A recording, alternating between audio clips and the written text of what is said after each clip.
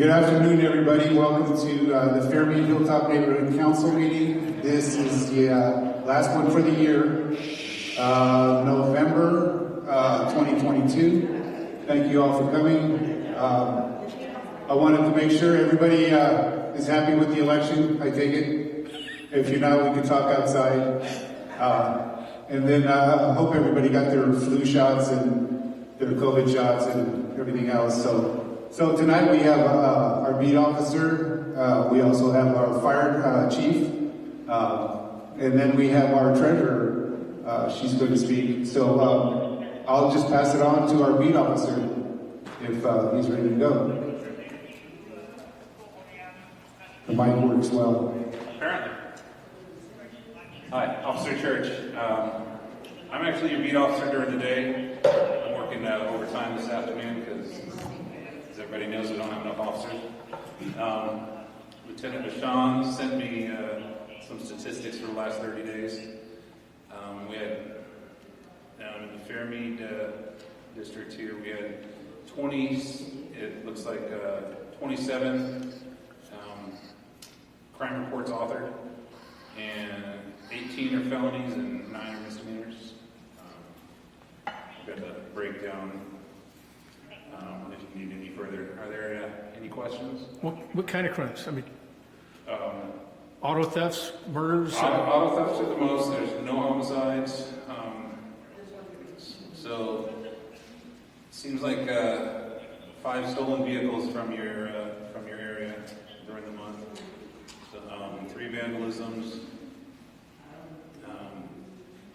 vehicle burglaries, and the catalytic converter thefts, again, are still running rampant throughout the city, but up here also. Those are the most, your odd domestics and assault with deadly weapon, but those are just singular events over the course of the month. No other trends other than those property crimes that we've seen, pretty much nationwide. Yeah, I was just wondering if you could talk about staffing and the hours that you're working. So for the period of November and December, we're mandated to work an extra 6 shifts. And for those of us that want to work more because it's the holidays, that want to, we can pick up pretty much as much as we want. I regularly work an extra 15 to 30 hours a week, just depending on the needs of my family and things. So everybody's got different family needs and financial needs and things, but yeah, the work that we're doing is it's pretty draining, honestly.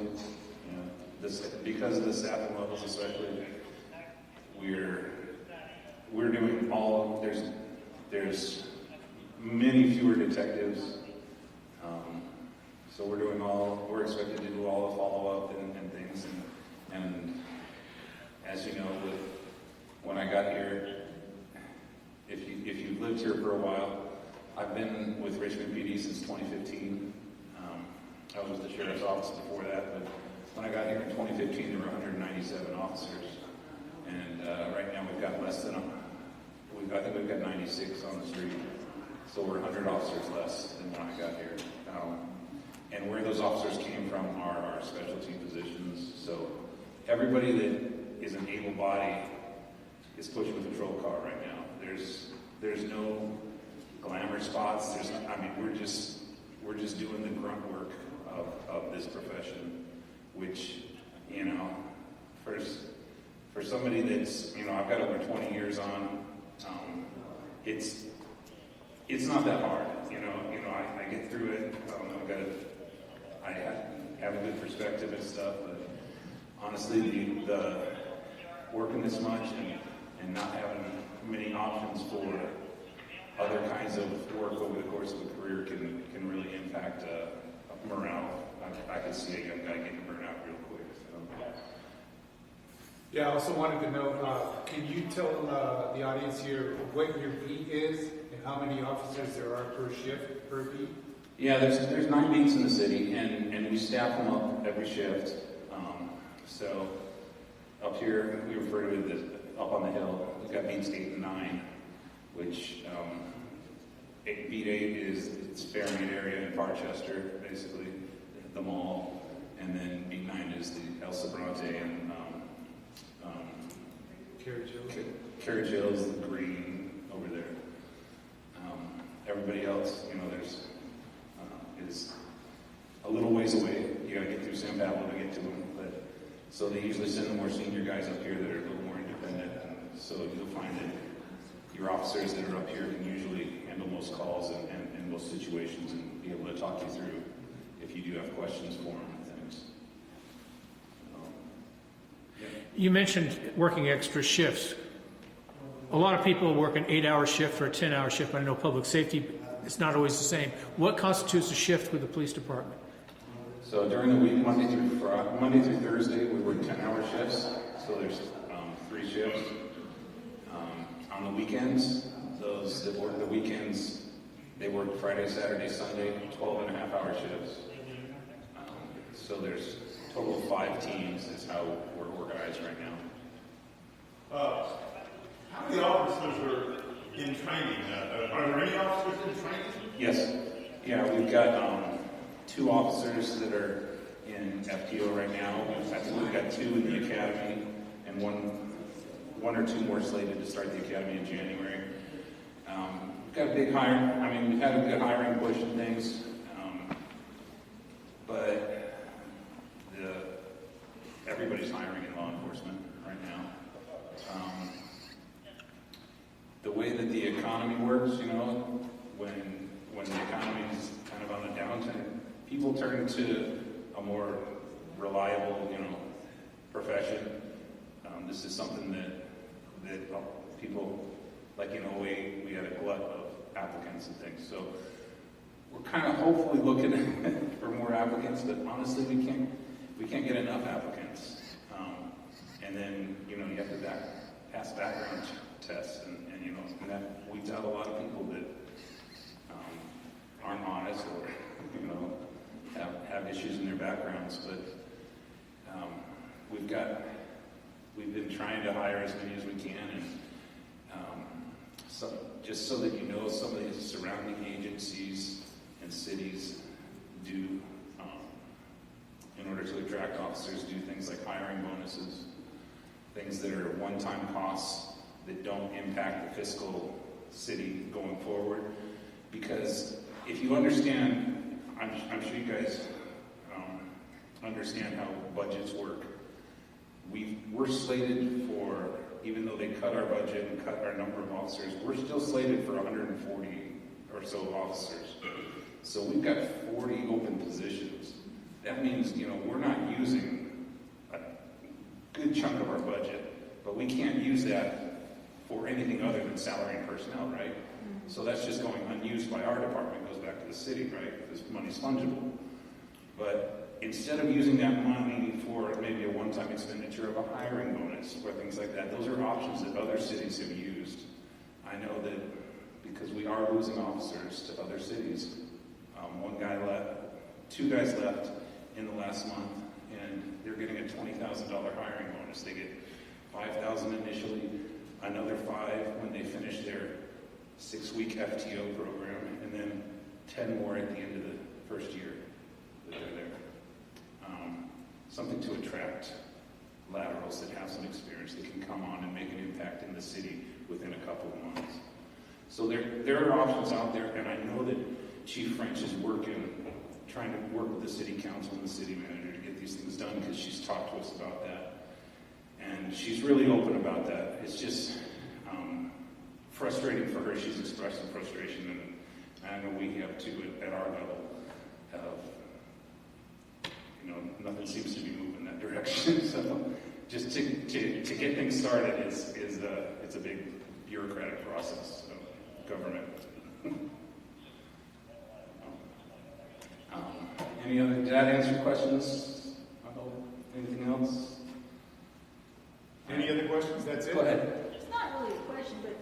I think this isn't Richmond, but I just double checked to make sure it's still there. You know how like when you go down from here, you go down Lancaster, and you make that left onto that one. Delvin, yeah. There appears to be, well, there are a couple of homeless-looking RVs there. Yeah. Are we working on moving them out, or can you work with San Pablo? Yeah, that's San Pablo's jurisdiction. So as soon as they turn off Lancaster, that's San Pablo's jurisdiction. So contact San Yeah, Pablo. it'd definitely be San Pablo. Is San Pablo still part of your communication center? No, it's not. No, they go through Hercules. Okay, Yeah, but you can check their non-emergency lines. thank you. Anything else? Thanks for your time. That was painless. Thank you. Thank you. Stay safe out there. Thanks. So continuing on, Dolores, would you like to come up and give the treasurer's report? And for anybody here or watching, we do need people to come in. We lost one of our executive board members, Hewlin Barnett. He will not be an executive board member anymore, so he stepped down, so to speak. So we are looking for new people, if anybody's interested, and we will have elections in January, so don't be afraid, spread the word. Good afternoon. There are some donuts that Beverly brought in, so help yourself to some donuts. Okay, the previous balance as of September the 15th of this year was $6,663.59. Our statement comes out November the 15th. There's the 17th, so it's not out. Okay? In other words, there's no way they could print it, stuff it, and mail it, and get it to the box today. So anyway, but there are deposits I made that will show on that statement. And we received from our Fairmede Hilltop neighborhood council the cleanup day, which was on the 22nd of October. We collected $532. And if anyone was there was the dump truck was like here. There was a house across the street. I guess they bought the house. They asked them could they put everything that was in that house into the dump. So they gave us $125 plus other people that donated. And then we had $5 due, so that totaled $537. So our balance would be $7,259. So when I get that statement in, that's where it should end. However, there were other expenses. There was a check made out on November the 16th for coffee and donuts from the cleanup day. That was $37.44. And then on November the 16th, check made out for the USPS Post Office Service for the post office box. The dues went up from about 100, I think it was 160 last year. Now it's 202. Now that is for the very smallest box. And we wrote out a check today for the Hilltop Community Church donation for allowing us to have meetings at this location. The expenses total $439.44, so we subtract that from the $7,200.59, so that leaves a balance of $6,761.15, and that's it.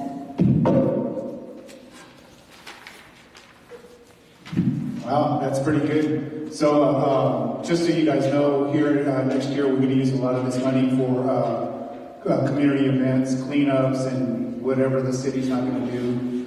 So we intend to have barbecues and some functions. We're not just going to let the money sit there because it doesn't do any good just sitting there. Before we get to fire, I just wanted to allow Ann to come up here and say a couple words about the watershed project. For those of you that are not aware, the city wants to clean up all the creek area. So we want to get all the people that live along the creek side involved because they're going to be directly affected. So Ann will say a few words about that. Yeah, thanks so much for having me tonight. I'm here with my colleague Q. If anyone hasn't met us before, we're from the Watershed Project, which is a local nonprofit organization here in Richmond. And we've been working on this project for the last 3 or so years, and actually the last neighborhood council meeting that I was at was in July of 2019, I believe, when this project kicked off. So it's been happening for a while.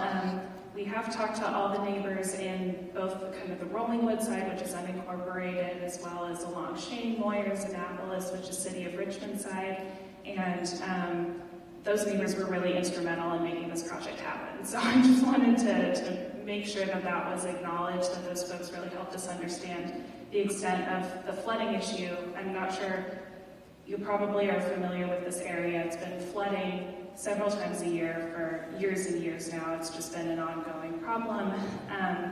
And through the course of this project, we were able to figure out that it was a buildup of sediment as well as really overgrown vegetation in the creek that was leading to all the water not going into the creek as it was supposed to, but instead coming up through people's yards, homes, onto the street. And what's exciting is we finally have some funding to fix that problem and restore the creek, and we're really hoping it can be a rebirth and a revitalization of the creek in this area. As Ardo said, we definitely want to make sure all of the neighbors are involved, informed, know what's going on. So to that end, we're going to have a Zoom presentation. It's going to be on December 14th, which I believe is a Wednesday in the evening at 6:30. So we have some flyers that we'll leave on the table if anyone wants to check it out. We'd love to see you there. Feel free to let us know if you have any questions tonight right off the bat, but otherwise this presentation will happen. We'll record it too, so even if that time doesn't work for you, feel free to take a flyer, take my card, let us know you're interested. We'll send you all the information and you can ask all your questions about what's going on. Any questions off the bat? Oh, we have a couple, yeah. What is your name? Oh, I'm sorry. My name is Ann Ramirez. And if somebody wanted to learn more about this, how would they do it? Take a flyer, take my card. We have a website for the project as well that I'd be happy to send you all the information. Okay, you got people be watching the video that can't pick up the flyer. So Okay. you can tell us what the website Go is? to thewatershedproject.org/Green Creek. Thank you for, for the clarification. Yeah. When does the actual work start? This summer. Oh, this summer. Mm-hmm. Other questions? Thanks. Well, thank you for that. And I want to make it crystal clear that we haven't signed off on anything as a neighborhood council, but neighbors need to be aware, and if they do their due diligence and pass out flyers and knock on doors and people don't respond, it's not on us. So without further ado, we do have a holidays coming, so we have someone here from fire who'd like to say a few words. Don't fry turkeys. Don't fry turkeys. How y'all doing? I'm Victor Bontempo, Battalion Chief for Richmond Fire Department. Been in the city for about 27 years. Seen a lot of changes and seen a lot of incidents, especially around the holiday season. December, January, February seems to be where we have the most types of accidents when it comes to heating and candles, different types of incidents that we have typically during the summertime months. So I was asked to come here today and talk to you about some holiday safety tips, some and things to look out for. I think one of the biggest things that we go to at this time of the year for house fires and things like that have to do with space heaters. We have to remember that we don't put space heaters near objects, flammable objects. I think that's what a lot of fires are caused by, and make sure that we're not overloading circuits. I know a lot of us have a receptacle, bar, Power strip. power strip, thank you. A power strip plugged into another power strip, plugged into another power strip, right? So, we overload our circuits, and sometimes those power strips, the fuse or mechanism does not work. And so, when that happens, we overload the wires, we overload the receptacle, and that's how some of these fires start. So, we want to be careful of that. We want to be cognizant of carbon monoxide. It's a silent killer, it's odorless. And we want to make sure that we have a carbon monoxide detector in our homes on every floor, along with smoke detectors in every living space of the house, in every bedroom of the house, in the hallways. Test them once a month, and change the batteries twice a year.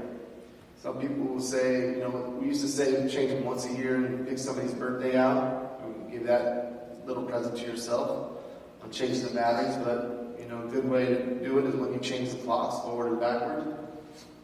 Change the batteries in. Candle safety. A lot of people burn candles year-round. Make sure that the candles are out of reach of children.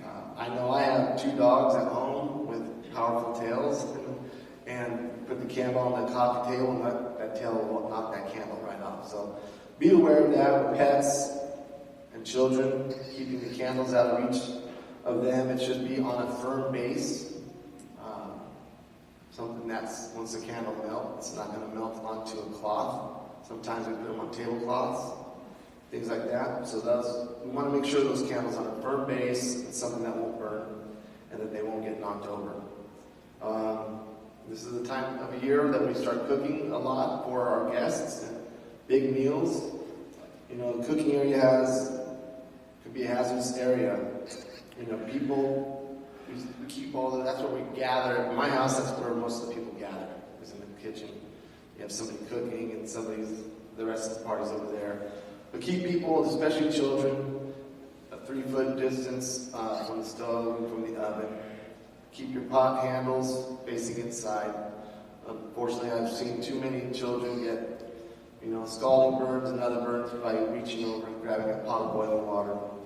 And, you mentioned frying turkeys. The recommendation is always to buy a fried turkey from, wherever you can buy fried turkeys, or do an oilless fryer. That's a big oilless fryer you're going to get. So, the recommendation is to not fry your own turkey. If you were going to take that on, make sure that it's not being done on a wooden deck. Make sure that it's away from any structures. It's away from any overhanging trees.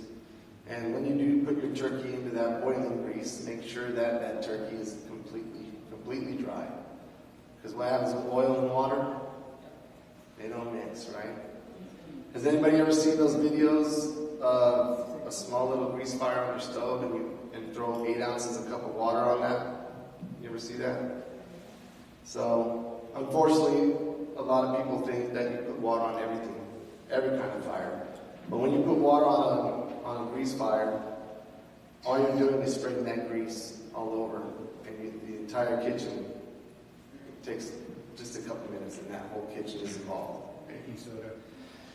Lid. We're going to put a lid on the pot. That's the best action to do. If you have a fire in a pot or a frying pan, always have your lid available right there sitting on the counter for that reason. Even if you don't plan on using that lid for cooking, have the lid to that pot available. If that pot with grease catches on fire, slide that lid over. Just slide it right over and just let it stay. If you have a fire in your oven, close the oven. Turn it off and close the oven, and make sure you don't open it up until, for a long time, until it's out and cooled down. Because you're suffocating the fire with the oxygen from the fire. Any questions so far? Yes, sir. I don't know if this is a myth or not, but if you sleep with a window open, you're not likely to die of carbon monoxide poisoning, right? I don't know the answer to that. I've never heard that. I mean, it makes a little bit of sense in the fact that that room is ventilated. Right. You know, but I've also been to incidents where people's motorhomes are ventilated. They have windows down, and there's a generator going on in the back. You know, that carbon monoxide is, but it is, that does seem logical that there is ventilation in that room. Yeah.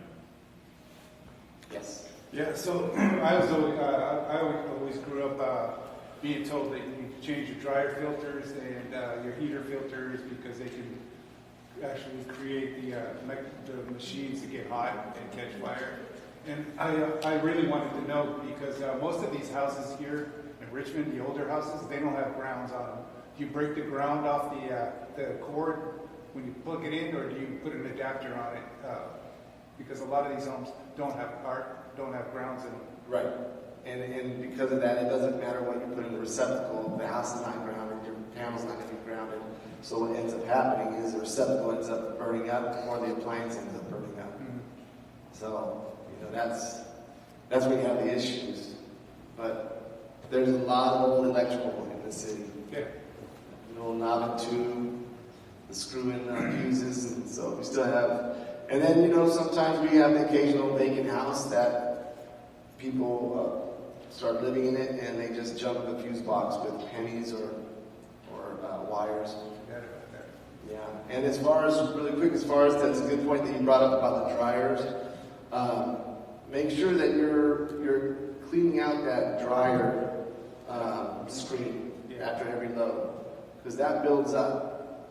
And we do, you know, it's funny because I try to take care of like our dryer appliances at my house, and cleaning the screen every load, and even I put the vacuum in there where the filter or the vent, the dealio goes. Technical term. You know, and my dryer broke one day, so I took it all apart, and I couldn't believe it when I took the box apart how much lint was actually in that box. And there was some evidence that there was a fire in there at one point. There was a little black char area. So at some point, my dryer and that lint that I was so diligent about cleaning, at some point it caught fire. Thank goodness it just, you know, stayed in this little spot. But Same with your heater. You should change your heater filter. yeah, absolutely. Because we get a lot of calls for smoke in my house, and what that is your ducts are dusty, and all that stuff's just getting pulled off your filter, going in the ductwork, and that sometimes that gets into the motor of your heater and will ignite. Question and a comment. Let's go with the question first. You mentioned smoke detectors and carbon monoxide detectors. I know that over the years, the recommendation about where to install them and how many to install has changed. Maybe you could tell us, where is the best location, and where should they, I mean, how many should there be? So the number of how many there should be, there's not a true number of how many there should be. Only the reason is just because everybody's house is different. But we recommend that there's one in every living area of the home. So your living room, if you have a family room, not necessarily the kitchen, because you're going to have every once in a while, some smoke in that kitchen. And the hallway, and if you have a long hallway, one at the front end of the hallway, kind of where maybe where the living room meets, and one at the very back end of the hallway. And then, you know, the biggest thing is to have one in every bedroom. And you can have it right above the door, on the wall above the door, or you can have it in the middle of the ceiling. Either one is correct. And the reason for having it on the wall above the door is because when smoke hits the ceiling, it always goes to the top, and it comes back, banks down, mushrooms down the wall. So it will hit that ceiling, the alarm, as soon as it banks down. The best thing to do is have them electrically linked together, so that if one rings in one bedroom, they all sound. So inside the bedroom, not the hallway.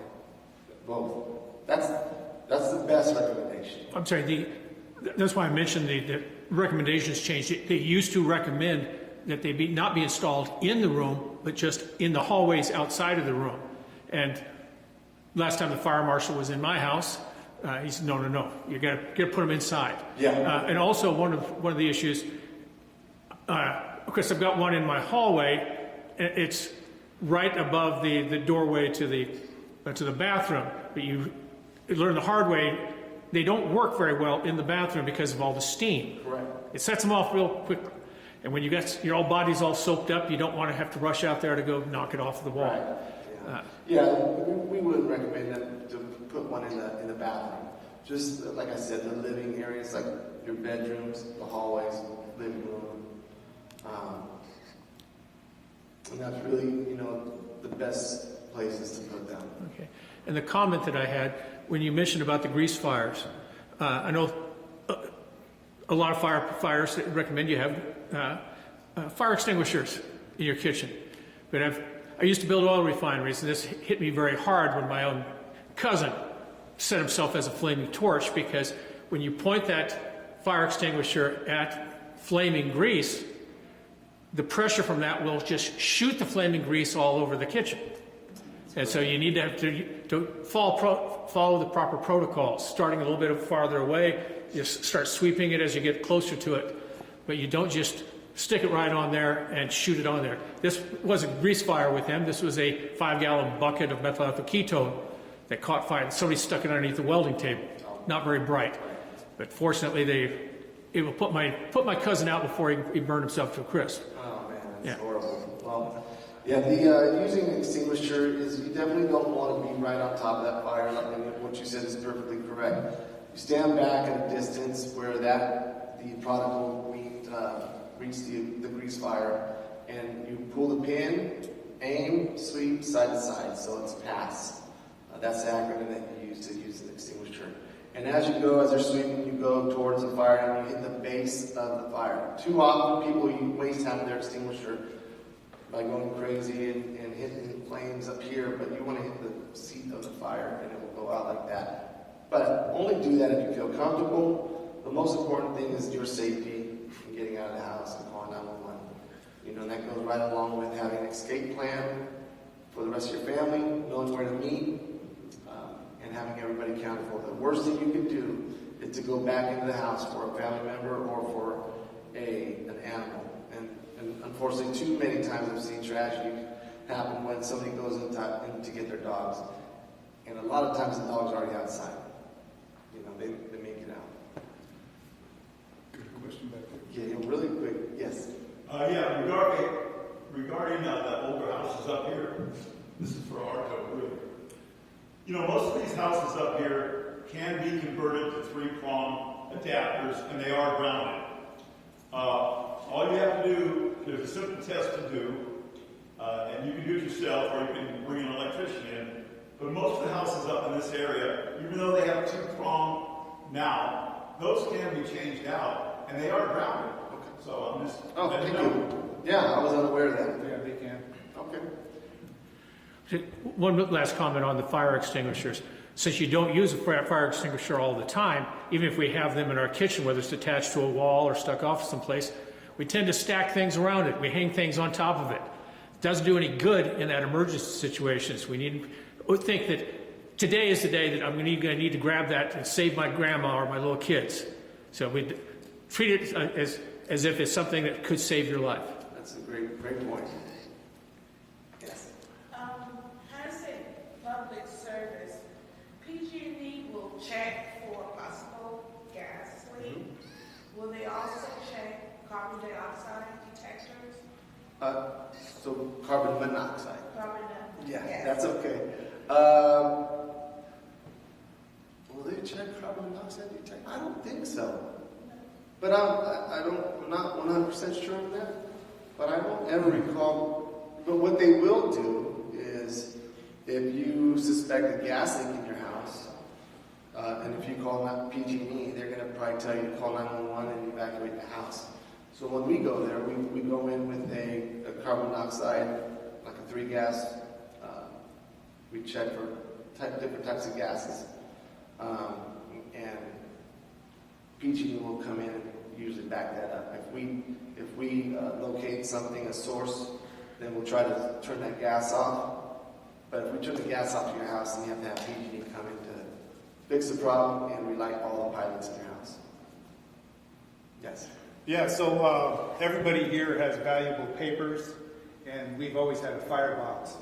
And I was just wondering if there's one firebox over another that you would recommend, because in the event of a fire, you could save all your valuable papers, because whether you know it or not, you have valuable papers in the house. Yeah, no, you definitely have valuable papers. I don't know any brands of fireboxes. I would probably go to Amazon just like you and look for the 5 stars. All right? Okay. Yeah. Anybody else? Any questions? Just a couple other things, your Christmas trees, make sure that you're keeping them watered if you have a Christmas tree. Make sure that your lights that are decorated on the trees, or the wires are in good shape. You're not missing bulbs. You're turning those lights off when you leave the house and when you go to sleep. If you are entertaining during the holiday season, you're having guests over that you don't typically have. Some of them may smoke, and so if you're going to allow them to smoke and they go outside, then just make sure that they have a proper place to put their cigarette butts. Oftentimes I go to calls and I say, well, how did this fire start on your deck? And they're like, I don't know. And I say, does anybody smoke in the house? And they say, no, absolutely not. But then underneath the deck, there's about 100 cigarette butts. And maybe that person that I asked doesn't know that somebody smokes in that house. But those things can smolder for a long time. And I think that's... I have a question. Yes, sir. Yeah, I was just curious, can you elaborate a little bit about LED lights over conventional lights, maybe Christmas tree lights that you have from the 60s compared to LEDs of today? The thing that I do know is that LED lights burn a lot cooler. They use less energy. Incandescent lights, they especially the older ones, those would get hot. I remember being a kid, you touch it. Yeah. And all the Christmas bulb, man, you got to burn on your fingers. But the LED lights burn a lot cooler, and they use just a ton less energy. You can put more of the strings together. Growing up, we would use the old style lights, and my dad would put 6 strings together, and every night they would pop a circuit or burn a fuse, So definitely safer. LED lights are safer. Any other questions? All right, well, thank you for having me. I appreciate it. And I wish you all a warm and healthy holiday season. Thank you. Sir, have a good night. By the way, you know Grand Tequila? Who? Grand Tequila? Yeah, sure. Yeah, that's fun. Well, thank you everybody for coming, and you guys be safe and heed some of the warnings that he spoke about. It's important to be safe this time of year. So, if you guys have any idea as to who you'd like to see as speakers next year, let me know. I have to invite some people. We have a new mayor. We've got some city council people that are new. Just some thoughts. So, if you have any recommendations or Yeah, get our new district rep up here. So Gila. okay. And also tell her to get out there and start picking up her signs.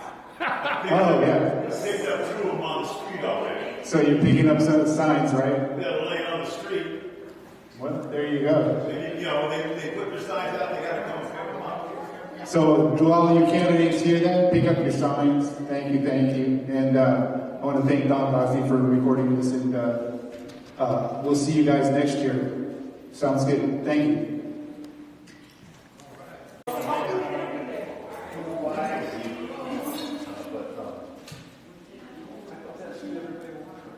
They didn't want Jane.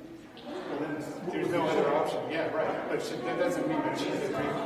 Oh, okay, well, I thought everybody thought she was